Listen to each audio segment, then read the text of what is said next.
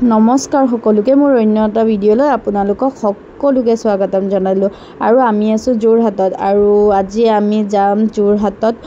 দুটা নামঘৰ আছে নামঘৰ বুলি ক'লেইতো সকলোৱে জানে মইনাপৰীয়া নামঘৰ আৰু হ'ল ঢেকীয়াখোৱা নামঘৰ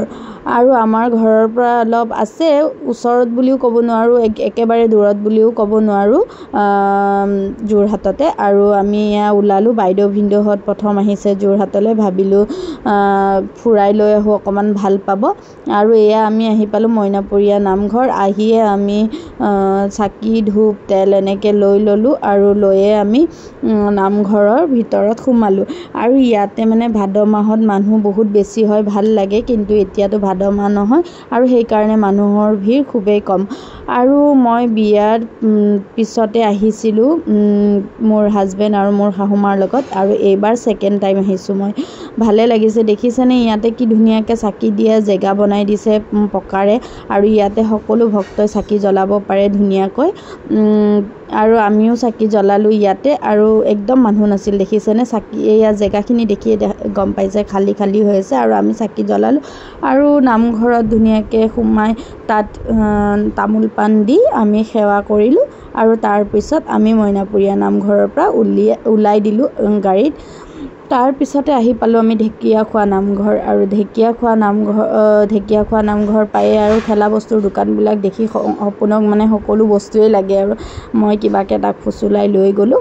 আৰু আহিলোঁ আমি এতিয়া ঢেকীয়াখোৱা নামঘৰত সোমালোঁ আৰু সোমাই তেনেকৈ চাকি ধূপ লৈ ল'লোঁ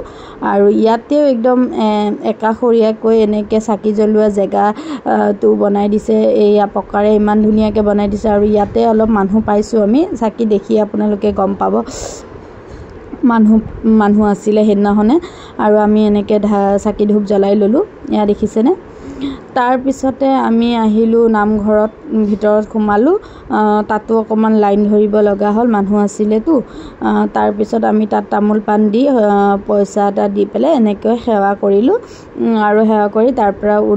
ওলাই পেলাই আমাৰ মন্দিৰ চৌহদত যিমানখিনি জেগা আছিল ছাইডত চাবলগীয়া বিশেষ তেনেকৈ চাবলগীয়া নাই এনেই গাৰ্ডেন আছে আৰু লগতে পুখুৰী এটা আছে আৰু কাছো থাকে তাত আৰু সেই তেনেকৈ চালোঁ চাই মেলি আমি আহি গ'লোঁ আৰু আহিয়ে আমি